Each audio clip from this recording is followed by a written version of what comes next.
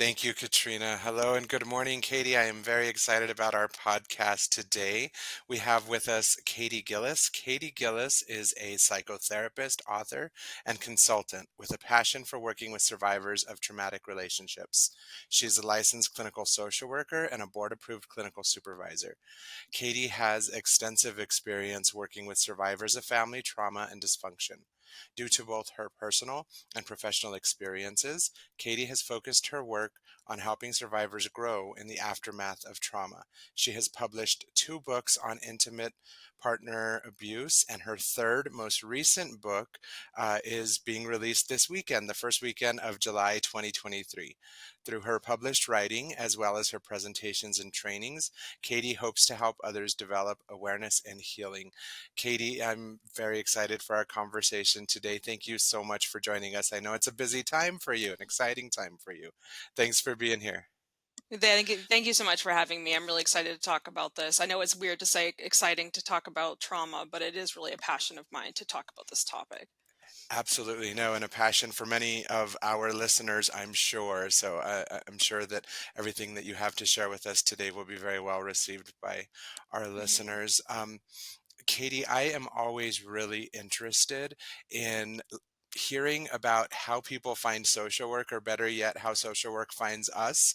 I Yeah. find that very interesting. So, if you wouldn't mind, would you share a little bit about your own path to social work? How did social work find you?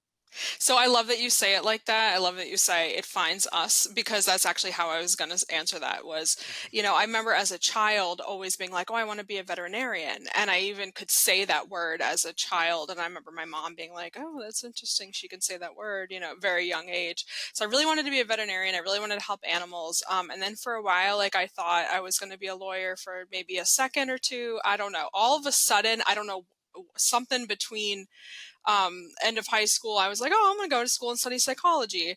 And now I know, as most social workers and therapists, I think, realize, is that many of us, not all, but many of us, I think, go into this field trying to kind of figure out our own history and like, oh, if I can study psychology, that'll make things make sense, or if I can solve other people's trauma, that'll help me kind of help my own. So I really think it just kind of fell on me like that. So it definitely, like you said, came to me.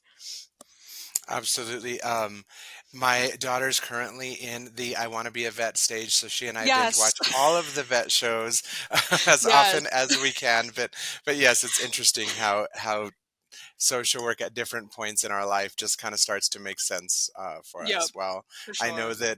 that I and many others are glad that social work found you, and Thank you. you've been able to share a lot of your experiences already through your writing and presentations. So, again, we're happy to have you here, Thank you. Katie. How did you first become interested in working in the specialized area of family trauma specifically? So this is definitely another thing where, it's weird because I feel like so many of us have, kind of two minds. It's like we know we have dysfunctional history, if we have dysfunctional history, we know it, but maybe we just kind of compartmentalize it, we put it on the back burner, so to speak, and we think, okay, well, it's not going to affect me, I just am aware of it. And then I noticed that, the universe has its way of like sending you clients who you can relate to, like have the issue that maybe you have or something. I really think the universe does that to us. So many of my clients, if not most or all, had some kind of family trauma. And even if they were coming in for other things like relationship issues, I work a lot with, domestic violence. It's a lot of people coming in, for help with that. Of course, depression, anxiety, life stressors, things like that. But then we would find that there was some underlying dysfunction or some underlying trauma that was more than just the, like, and I'm using like my air quotes, like normal dysfunction or things like that, things that really stuck with them. And so, yeah, they were coming in for anxiety, yeah, they were coming in for insomnia or a unhealthy relationship or even an abusive relationship, but then we start talking about, oh well, they haven't had any healthy relationships in their whole life, and we would Right. really start to kind of unpack that. And I started being like, wow, okay, this is really a pattern. It's a pattern among all my clients. It's like stuff that, like, patterns I can see in them because of my professional experience with them, but also because I'm like, yeah, I remember that. I remember having those thoughts and those feelings and those, like, kind of awakening moments and things like that. So it really kind of all started to kind of come down from there. Yeah, absolutely. And so looking at, and again, this is, I think, one of the things that separates us as social workers, but looking at how have those experiences impacted the everyday Yeah. reality of the clients that you're Hmm. having those conversations with. Yeah. Yeah, for sure. Hmm. Now, Katie, can you define for us what is childhood family trauma specifically? To use some of your words, can you share information on the difference between, and I'm going to use Yeah. air quotes Yeah. as well, Yeah. between a normal level of dysfunction and what might make a family experience traumatic, especially in childhood?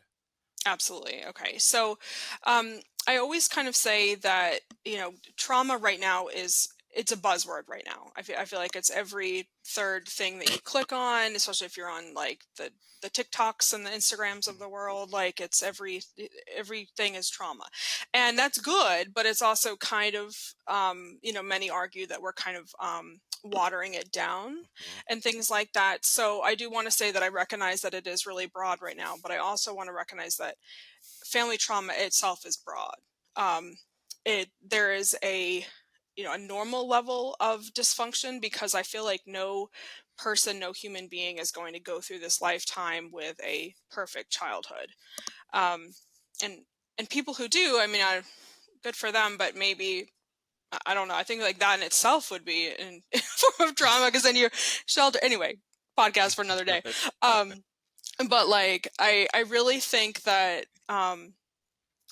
people who have gone through, trauma, like, the family trauma, they understand that this is something that affects them more than just the, okay, like, mom had her quirks, or, dad did his thing, or whatever. It's more than, like, the stuff like that. So usually, like, what I like to do is kind of give, an example of, a normal level of dysfunction is a family who can, usually they can acknowledge that they're imperfect. Usually they mhm, kind of, many times you'll hear them even joke about it.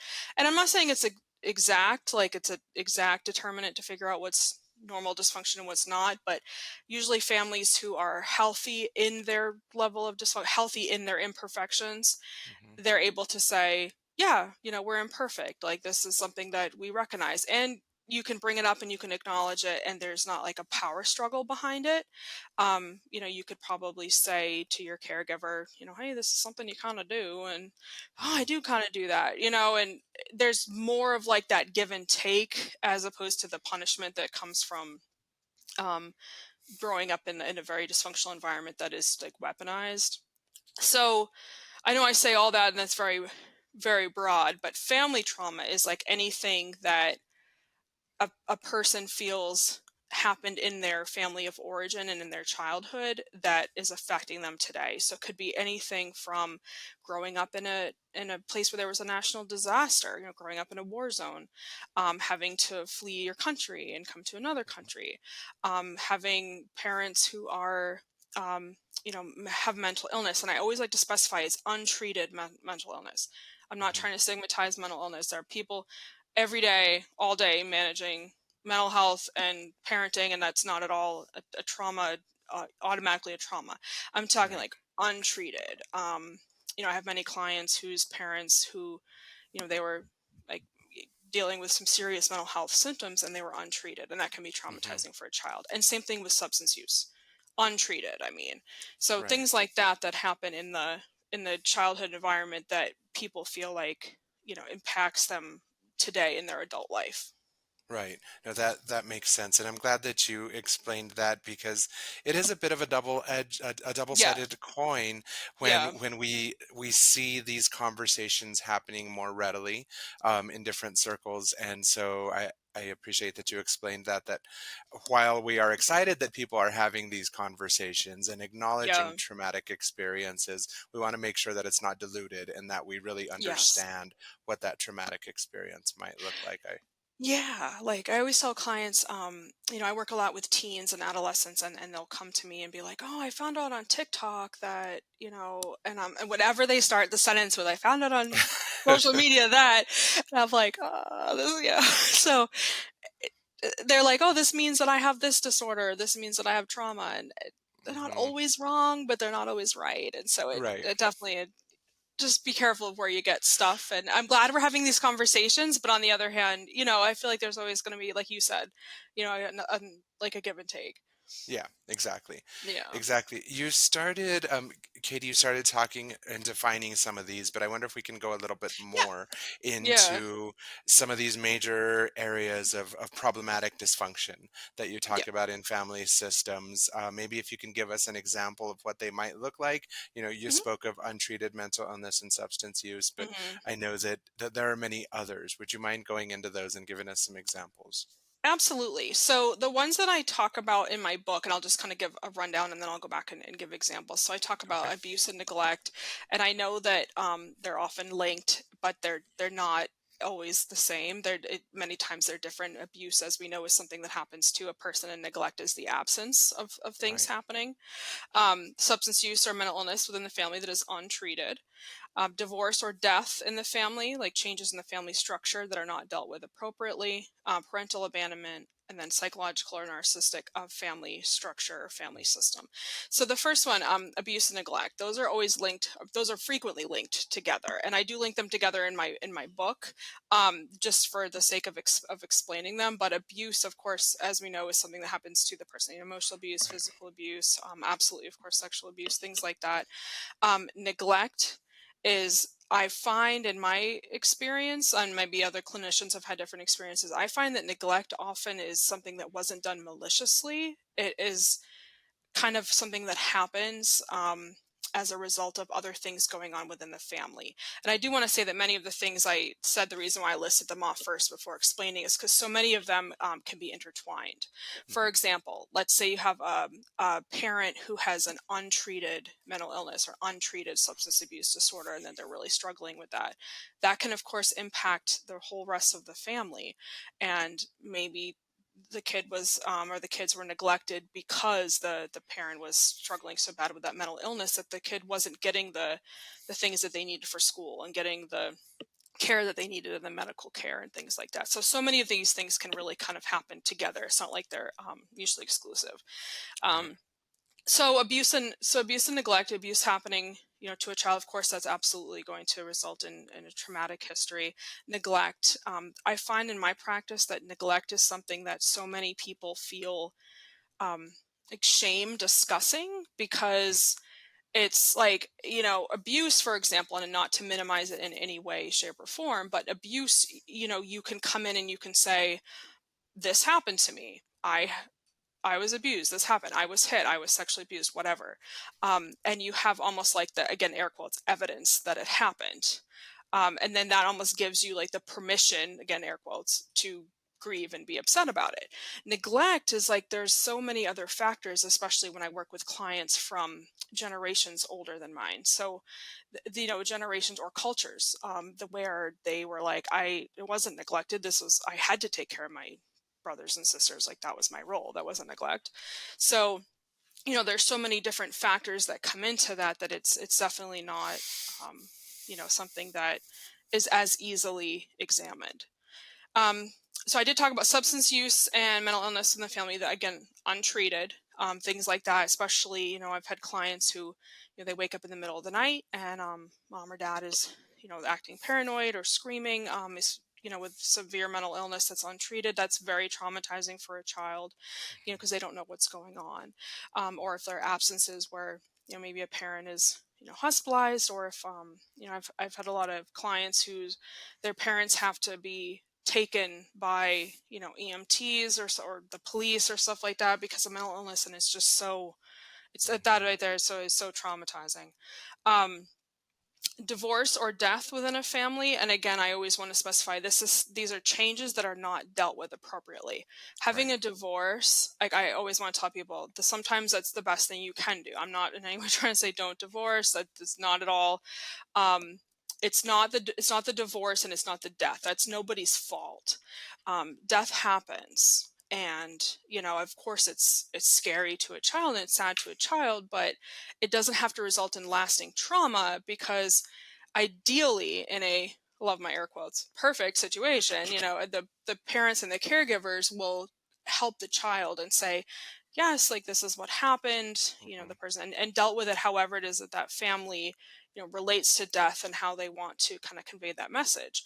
What I find is traumatic is when it's something that's just brushed under the rug, like all of a sudden mom never comes home, or Right. all of a sudden dad just like moves out one day and has another family, and then the kids are like, wait, what?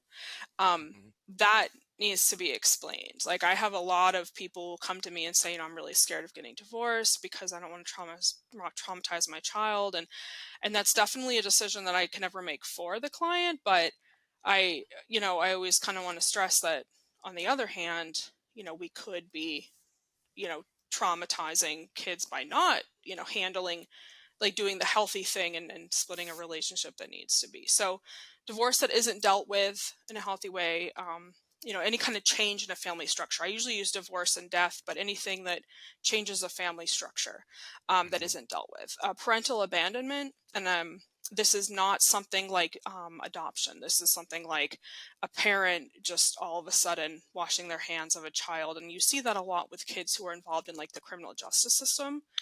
In Right. my work with teens and a kid gets arrested, and living in New Orleans, we have a lot of teen crime right now. And I know it's really everywhere, but New Orleans really is dealing with a lot of it. So I have a lot of kids who are like, they're caught stealing a car and their parents are like, I'm done with you. Mm. And that, can't do that to a 15-year-old, and so Right. that it really fuels that cycle. And Mm. then psychological or narcissistic family systems. So when you have that psychological abuse, and I always like to differentiate psychological abuse from abuse, even though I know it's abuse, and many times people use it the same as emotional abuse. I consider it something that's just so unique and so different, and the experience is something that is so like it's hard to explain to people who haven't really been through it. And so it's like a whole family system that works to kind of create the homeostasis of this dysfunctional Of the system. individual. Yeah, yeah. And so, Right. yep. So those are my ones that I list in my book. And I always, I want to say these are not an exhaustive list. I mean, there are many Right. other ways that people can say, okay, I had a different experience in my family that wasn't listed. Absolutely. These are some of the major ones that I see in my practice. Mhm. Absolutely. I thank you for Mhm. that. Thank you for sharing those. I can see how so many of these can be very intertwined and interrelated, and you can have almost that layering, that compound trauma that happens Yeah. within a family system that is experiencing, like you say, untreated substance use, untreated Yeah. mental illness, and maybe there's absences of the parent because of the manifestations of some of that untreated mental illness or untreated substance use. And then there's also possibly acts of commission of abuse, acts of omission hmm of neglect, and some of those things. So I I like how you say appreciate, that layering, because it's true. yeah, It's very much. It's not like, okay, this one thing happened and this is right. why. It's really, so many of these things can affect each other. Absolutely. hmm Absolutely. Now, in your experience, what are some of the major ways that trauma, that childhood family trauma can affect the survivors of those experiences into their adulthood? Now, in one of your articles, published in Psychology Today, it's entitled 10 Ways Childhood Trauma Can Manifest in Adult Relationships. So I am wondering if you wouldn't mind going into those 10 specific ways that in your experience, in your professional experience, those 10 ways that those who experience that trauma, that can find that this affects them in adulthood, can affect their relationships in hmm adulthood. Would you mind expanding on those a little bit for our listeners? Absolutely. So in my article, I have 10 major ways that I have seen in my practice of having a childhood family dysfunction affecting us in relationships. And, again, not an exhaustive list, but these are like probably like the major 10. Number one is fears of abandonment.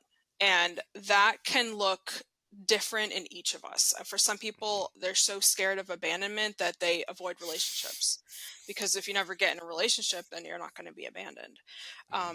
And that even goes as far as some people even, they even struggle with friendships too. I mean, these aren't it doesn't always affect us in romantic relationships. A lot of times Mhm. it's even with coworkers or things like that. There's always like that guard up of this person is eventually going to hurt me.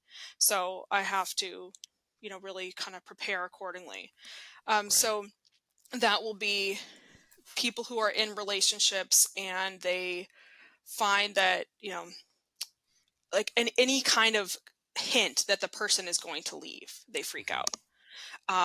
It a lot of time it really comes out across like an anxious attachment.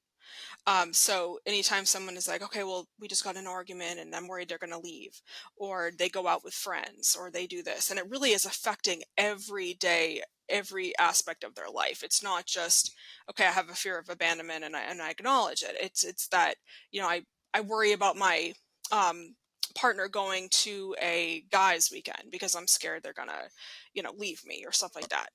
Right. That kind of thing where it affects their relationship, it affects the ability for the relationship to be a like healthy dynamic and a healthy like trusting dynamic. Mhm. um Number two, I have easily annoyed with others. And this one I got a lot of interesting questions about, like, what do you mean easily annoyed with others? So so people who have had a lot of I find it with people who've had maybe narcissistic family structure or a lot of psychological abuse in their family. They're very hyper aware of things that other people might do that are going to set them off, and I'm not excusing it in any way, but I find that it's like they're kind of at this constant state of hyper arousal. Mhm. So maybe their partner, didn't take out the dishes, and they're like, "Are you kidding me? Like, you didn't take out the dishes? Take out the dishes. I hope you aren't taking out the dishes. Put away the dishes or take out the Take trash." out this, there you go. They took out the dishes. So yeah, so if the partner, didn't take out the trash or something like that, this is a sign that you don't love me. I knew it. You weren't listening to me. Things that are above Mm, like the normal. Okay, if you're getting easily annoyed by other people and you're able to acknowledge it and you're able to say, right. okay, I'm feeling really irritable today. Like, I think we all have that time where we're like, I'm feeling kind of irritable today, or maybe this weekend, maybe as a change in our Right. life. But what I'm looking for usually is a pattern. Like, are you Right. constantly annoyed with the other person? Like the way they sit, the way they dress, the way they sit down. Um, Mhm. and it's usually a sign of, you've been mistreated for so long in your childhood and you were unable to say anything, um, because of the power differential. You were unable to Right. say anything. So then now Right. that you have the freedom and the space, you're able to, explain, and you're always in like that hyper aware, hyper aroused state. Mhm. Number three is kind of similar. Number three is needing a lot of time to yourself. And when I say it's similar, I mean is that there are many times that there are people who need a lot of time to themselves, and there are people who get easily annoyed with others, and it has nothing to do with trauma. So especially like for people who are neurodivergent, for example, Right. that can just Right. be something that's like, who they are. So it doesn't necessarily mean that you have a history of trauma because you need a lot of time to yourself. But what I mean is, a lot of times these things, kind of like the things we were talking about earlier, they coexist at the same time. Mhm. So people who have had a lot of, overstimulation with being around other people, or people who have a history of, maybe they were mistreated in their childhood and they were really treated, they weren't allowed to take care of their own needs. So Mhm. spending a lot of time by themselves is a safe space, because it's, they weren't allowed to do that. They weren't allowed to take care of their own needs. They weren't allowed to Yeah. just be, alone and things like Mhm. that. So they really kind of take a lot of, like it take a lot of time to just be in that safe space. Right. Almost like an Yeah. overcompensation for Yeah. I a like how you lack of control in previous experiences, and overcompensating by really wanting to over control that Yeah, I like experience how in a you way, say if that. that Yeah. makes sense. Yeah, Okay. it's funny because like sometimes I'm like it makes sense perfectly in my head. I feel like I find that when I'm writing, it makes perfect sense. And then I'm trying to explain it. I'm like, well, how come Oh this isn't yeah. coming across like how I wrote it in my article? But yeah, you said it perfectly. That's exactly what I find. And I remember working with clients, and I would find that so many of them were like, oh, I just needed to like just take time to myself, like after we, Hmm. had an argument or something. And I was like, huh, I'm seeing, patterns here. Um, Right. Number four, settling for unequal financial or household responsibilities. Mm. And this, what I mean by this one is that the person is settling for mistreatment. I don't Okay. mean, many couples will work out between the couple, work out between the two of them.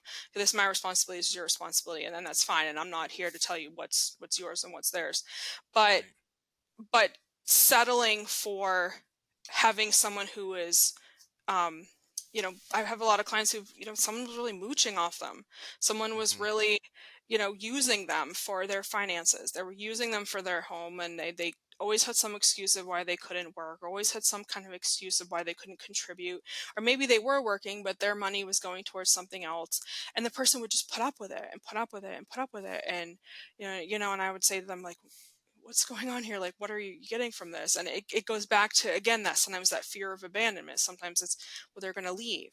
Or sometimes it's, well, this is the best I'm going to do in this relationship. And these aren't like conscious statements. Like, people don't usually sit and say, oh, I'm never going to get anyone better.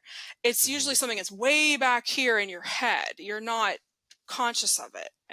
But somewhere, that little voice, your inner child, is saying, okay, you're not going to get much better, or this is what you deserve, or things like that. That's common. Another common thing is people who observe that in their childhood. Maybe they observed, um, dad never worked, and then mom had to work three jobs, take care of the house, take care of the kids, that kind of thing. So they really learn that dynamic, and they learn that that's what happens, and that you have to put up with it.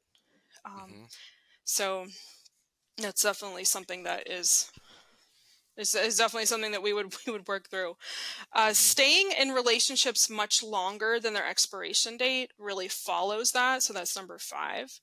And like I said, a lot of these really kind of go together. So that one is something that, again, goes back to that fear of abandonment, that fear of, I'm never going to do anything, I'm never going to get anyone better, I'm never going to get another relationship. Like, this is the person who loves me, I might as well stay with them. This is the best I'm going to do. I mean, these are really this inner voice that many people are saying. Mm. And there's a lot of shame in that. There's a lot of shame in saying, you know, I'm, I feel like I can't do any better. But it's true. And it ends up with people, staying maybe years past when the relationship was supposed to end. And a lot of times in my work with domestic violence survivors, we'll look back years before, and they'll be like, well, that was red flag number one, and then this Hmm. was red flag number. And I've been there, I've done the, okay, well, that was red flag number 70. Why did I ignore all of these red flags? Probably Right. because I grew up that I was supposed to ignore red flags, or I was supposed to Right. intellectualize them, or just excuse them, or even deny them. Like, oh, that's not really happening. They're just having a bad day. So that's definitely something that we work on with that I work on with clients when they're dealing with that. Hmm. Another thing that ends up presenting a lot in the therapeutic session with couples is number seven, which is avoiding conflict. Wait, I'm sorry, that was number six. I jumped from Right. number six, It's okay. constant arguing in relationships or avoiding conflict at all costs. So that's something that I see a lot with couples, where one person, I see that there's like one of two dynamics that will happen, and to the extreme. I mean, I feel like everyone kind of has their way of arguing. Everyone has their way of how they present themselves in an argument, and that's fine. But I'm talking about the extremes, where, like, Right. I'm going to avoid any and all conflict because I'm scared of what's going to happen, or I am going to like constantly argue to the 10th degree about everything. Like, everything is a huge argument. And I always tell people, like, I worry about clients who are couples who will come in and say, oh, we never argue. Hmm. And I'm like, what do you mean never? Like, you've been together 10 years and you've never had an argument? Like, that I would kind of explore, because I feel like Mhm. arguing, even the word argue, the word fight, those things are such like negative words, but there's like healthy, a lot of like healthy things can come from having a healthy conflict, as long as it's done in the right way. But a lot Absolutely. of times, yeah, but a lot of times people who've had traumatic histories with family members where, you know, maybe communication felt like a war zone. Um, Mhm. I- if we say anything, it's gonna get worse. So we really learn to just be quiet, or Right. we learn that there is no way to just say, "Hey, I was kind of upset about this thing that you did. Maybe we can kind of talk about it." Instead, Mhm. it's like, "Arr," So I look at it for those extremes, like Right. the yeah. And then number 7 kind of follows up with that, is a not knowing how to repair after fights. And this is something that's very common that I see with people who grew up in environments where there were no healthy arguments. And this is why when I work with families, people will say to me, I don't want to argue in front of the kids. And I'm like, I understand that. I don't think anyone like loves arguing. I don't think anyone wants to argue in front of other people, but I feel like kids, like all human beings, we need to see how healthy conflict is managed. Right. Like, yeah, I mean, it's basically, from social learning theory, we learn how to express our needs and express our displeasures through watching others. So, Right. yeah, so we And have, that's a life skill, that learning yeah, how to resolve those conflicts in a healthy manner. Absolutely. yeah. Yeah. Yeah, and so kids who don't see that, they don't know how to have an argument. So Mm. maybe, a lot of teens I work with, it's like, oh, she looked at me wrong, and next thing I know, we're fighting, and whoa, how do we get to this? How do we get to this point? Because that's what they're seeing. That's how Right. conflict is managed. They would never sit down and just have a conversation. So people who don't know how to repair after having an argument, maybe they'll have the argument and then they separate and they don't talk for 3 days, Mm. or they just never address it again. It's almost like it's brushed under the rug and it never is talked about again. There are many ways that you can have an argument and then handle it in an unhealthy way, and then there are many ways you can have an argument and handle it in a healthy way. So the people who don't know how to repair, the people who don't know how to come back and say, okay, maybe that wasn't Mhm. my best moment, and how can we how can we prevent this from happening again? What would you like me to do? Would Mhm. you like me to make sure I take out the trash every day or something Right. like that? Or take out the dishes. Or take out the dishes. Do you want new dishes? Right. So number 8 is serial monogamy. And that one is the people who are like so scared to be out of a relationship. And it kind Okay. of relates back to the fear of abandonment. But it's like a step above that. It's like I can't be alone.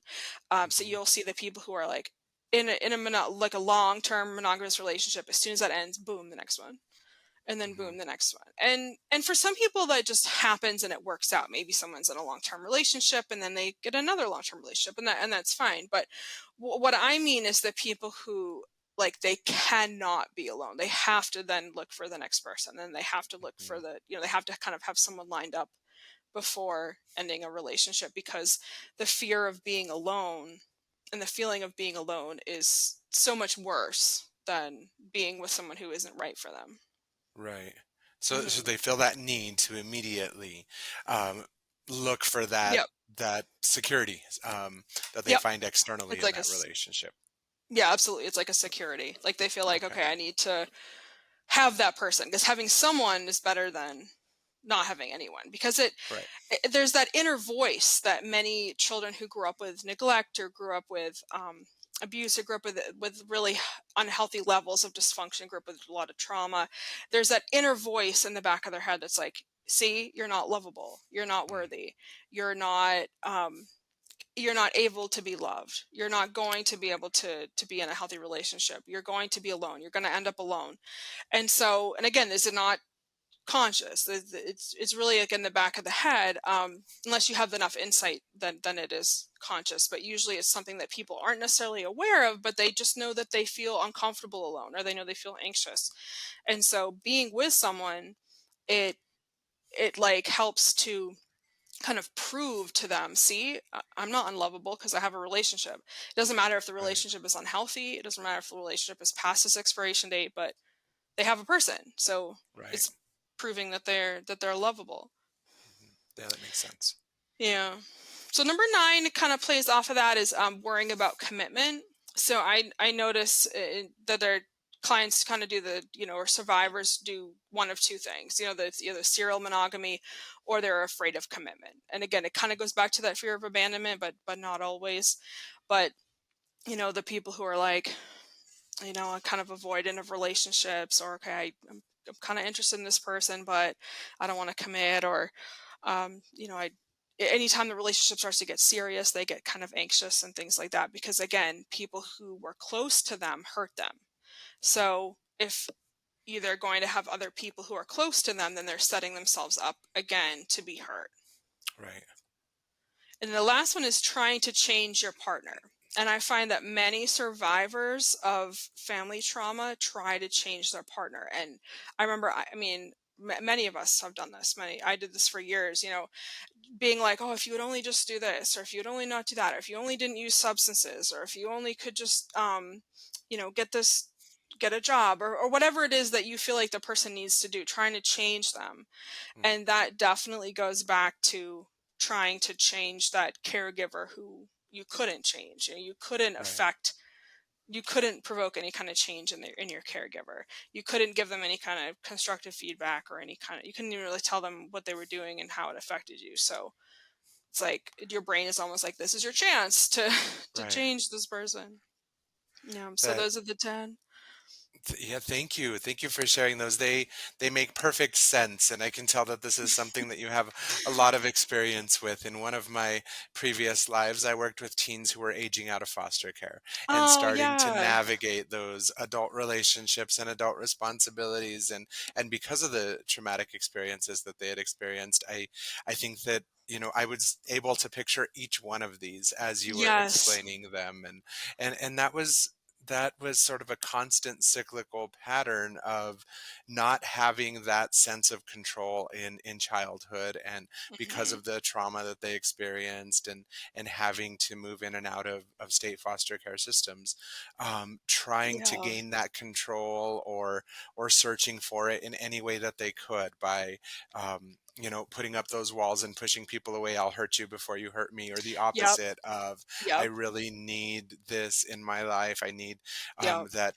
I wasn't really sure what you meant at first by serial monogamy, but when you explained it, that Mm. process of having to always have that person, to feel that sense of security, was manifested in a lot of the kids that I worked with as well. So those I those like polar that. extremes. Yeah. So Yeah, thank you.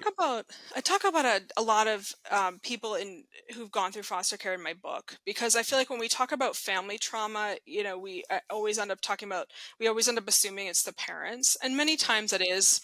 But I mentioned that in my book. I'm like, for each one of us, it's going to be, whatever it was, your home environment, whether you were raised Hmm. by two uncles, by your grandparents, whether you had a foster family.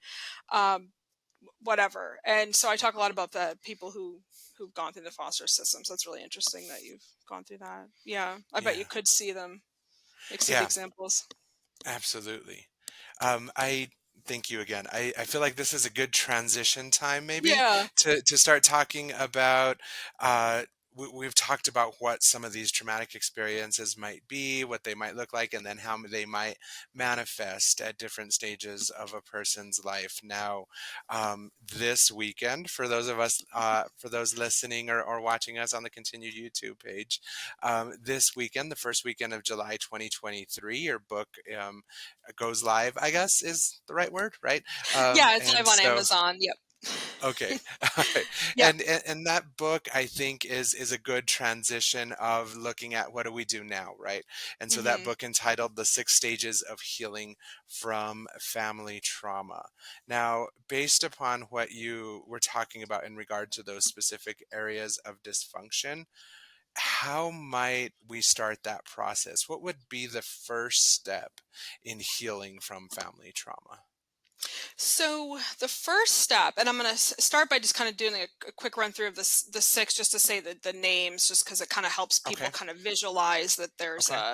six steps. So there's Sure. pre-awareness, uncovering, digging in, healing, understanding, and nurturing. And I say that Okay. so people kind of get that visual of almost like the mountain.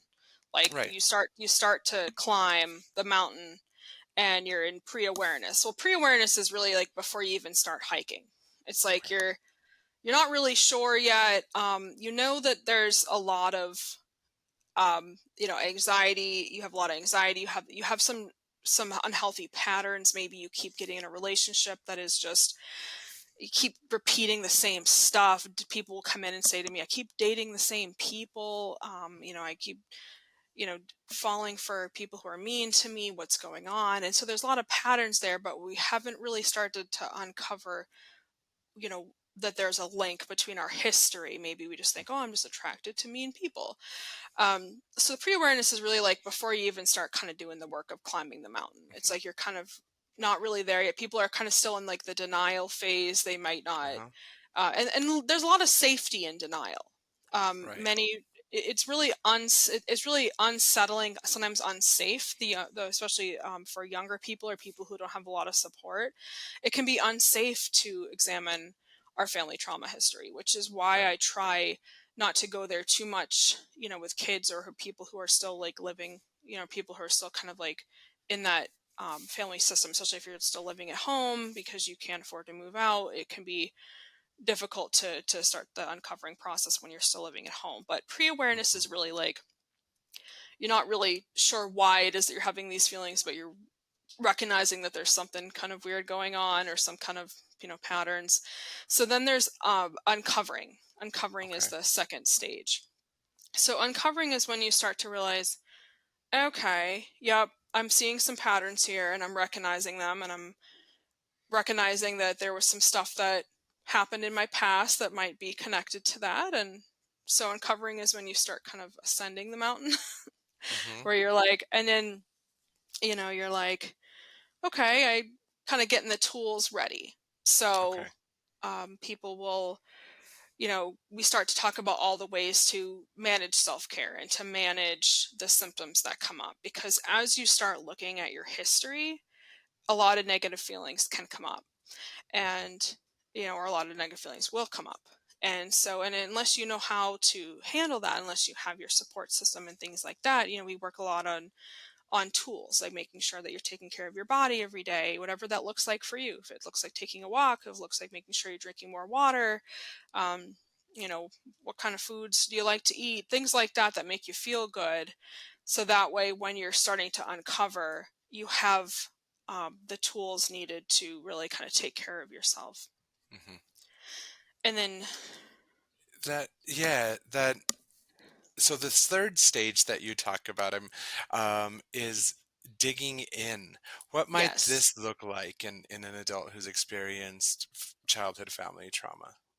So digging in is really when you start to look at, and I picture, go ahead and dig, like uncover the stuff.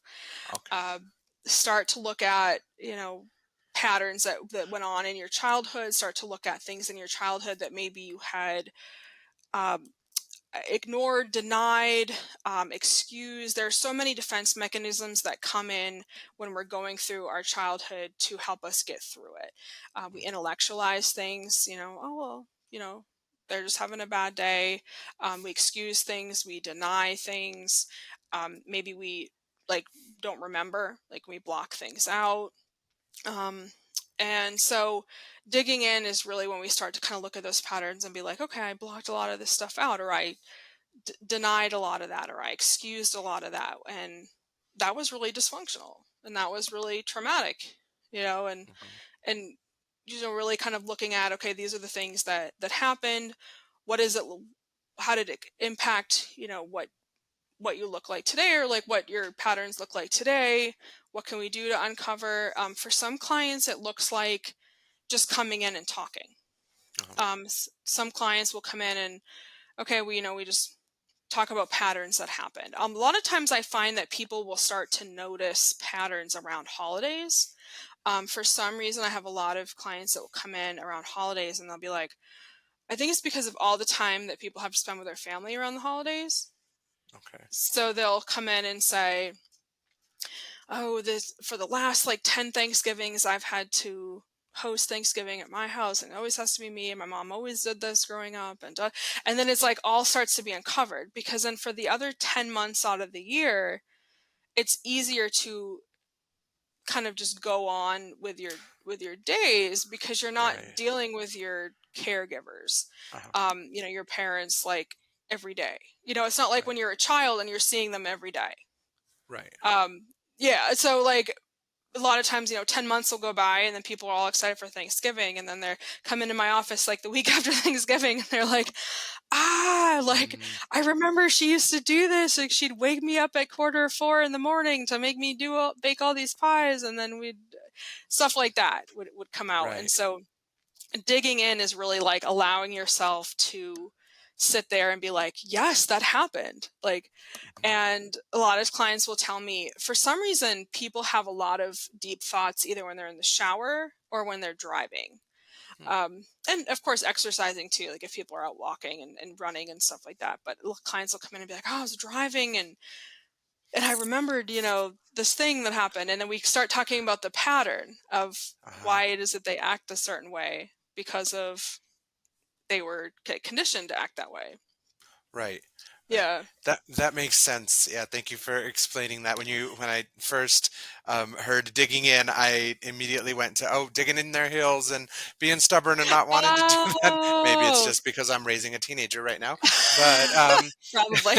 No, but that's good insight, because that helps, like with that helps with people who are reading, that I know helps, that how to explain what I'm trying to say. right. It helps to know how that would come across, like that word. So that's why I kind of give the Yeah. visual of like the mountain of, Yeah. yeah. Yeah, but actually leaning into it, digging into it, Digging it, yeah, leading to into it. yeah, to no, that makes sense for sure. Thank you for Yeah. that. Um, so then we move to these final three stages. The next hmm stage after digging in you have is healing. Can you go a bit into that stage of the process? So doing the work of healing is when we're growing, we're learning. Um, a lot of these stages are going to be some like each person hits the stage sometimes before even realizing that they're at the stage. And so healing for a lot of people is like, how are you growing? How are you moving Mhm, forward? And a lot of times we don't know that until we can look back and be like, wow, this year I've really grown.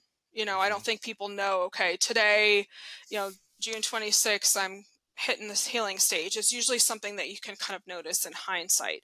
But that is when we start to notice, or we start to work on, okay, what patterns were happening, what what ways, are you seeing your history manifest now?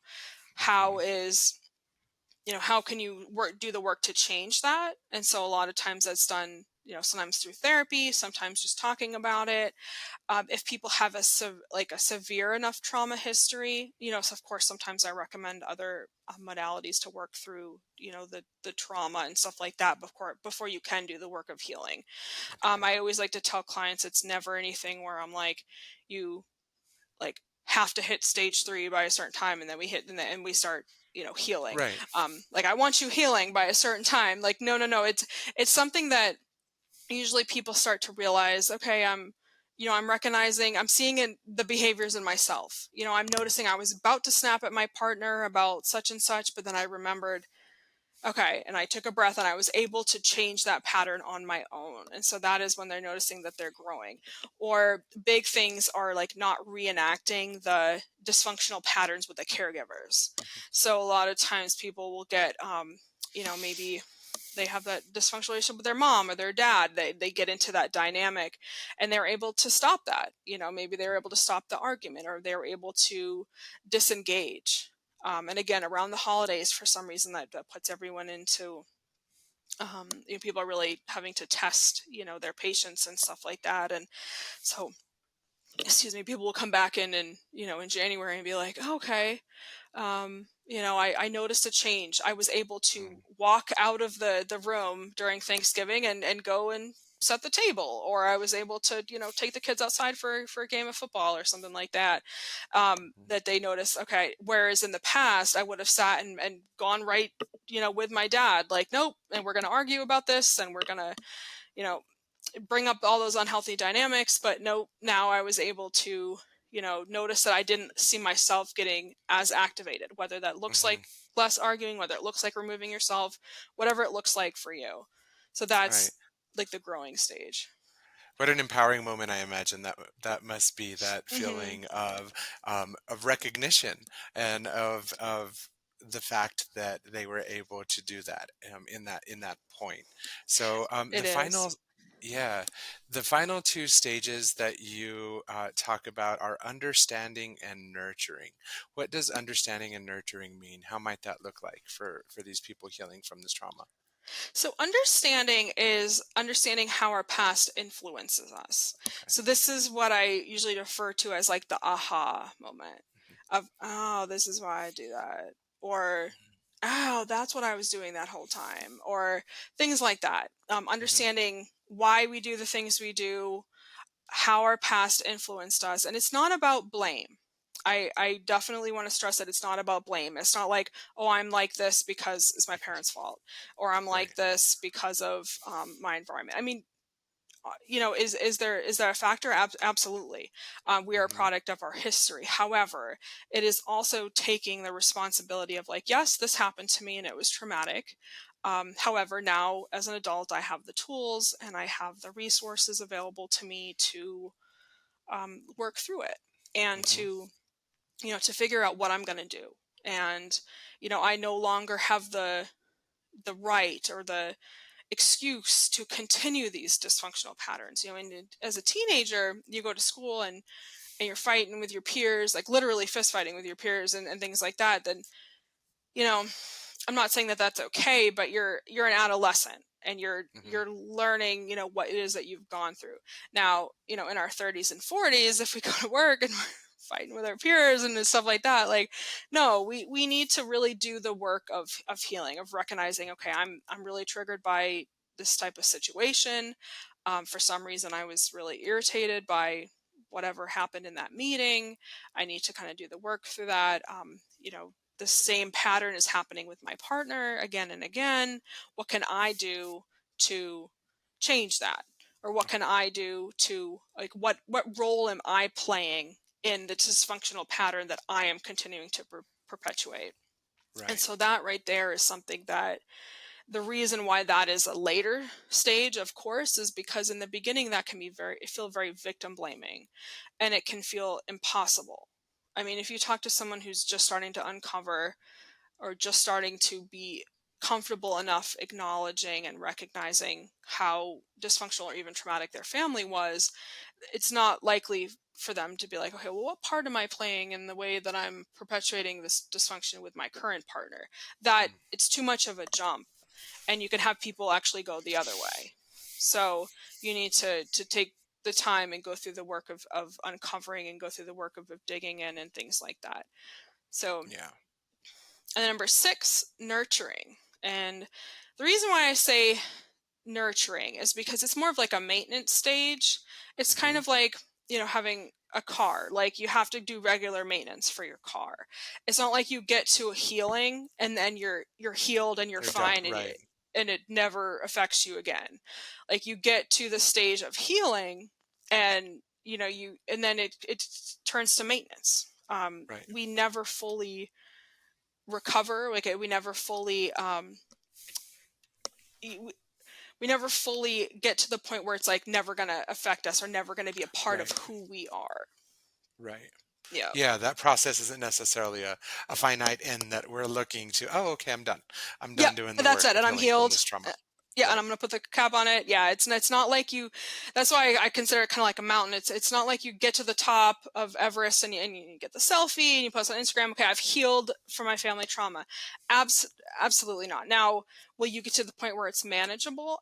Hmm. Absolutely. Will you get to the Hmm. point where you can um, go on and do podcasts and talk about it and help other people? Yes, but it is always something where there's maintenance. There's going to be Right. things where maybe you're driving along and a song pops up, and that song reminds you of your childhood, and or maybe Hmm.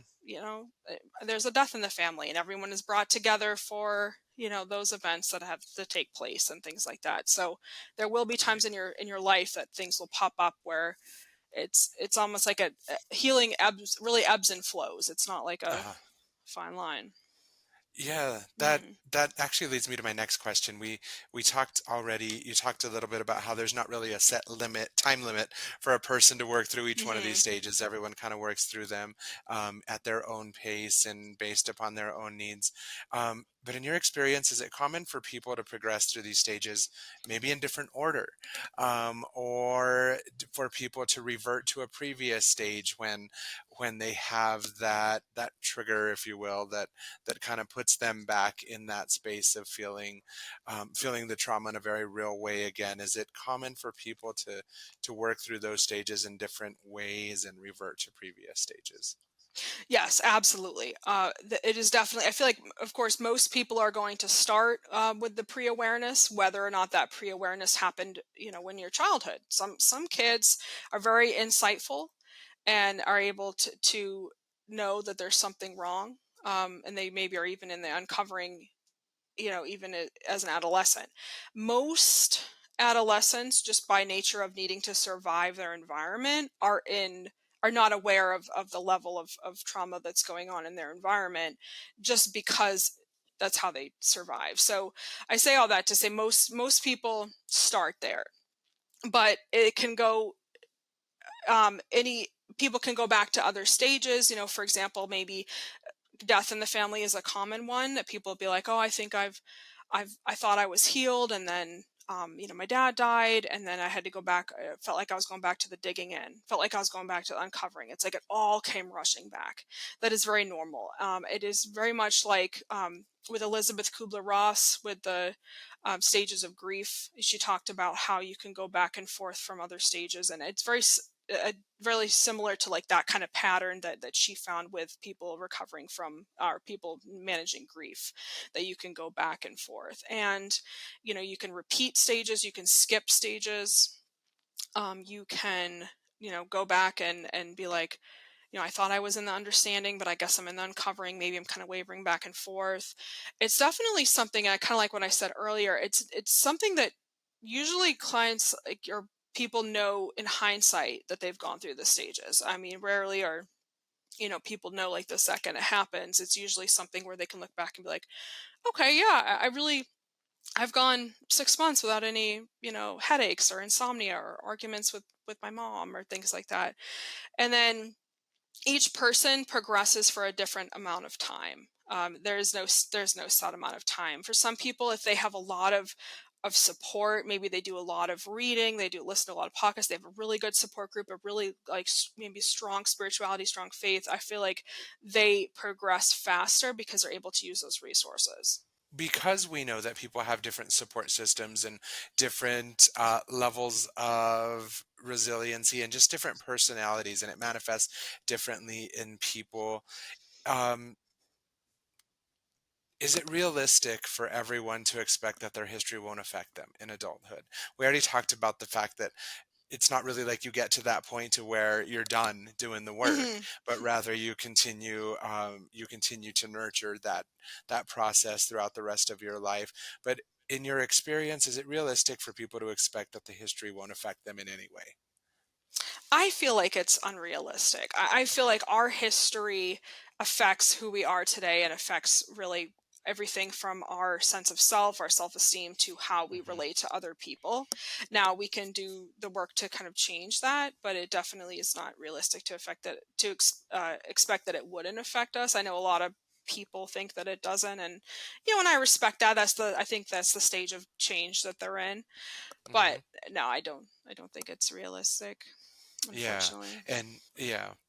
So for our listeners are by and large social workers. Yes. So what are some interventions that might be utilized for social workers who are working with clients who are trying to understand more about their own traumatic experiences and their trauma history and how that's manifesting in adulthood? Are there any interventions specifically that you would recommend for those social workers working with that client?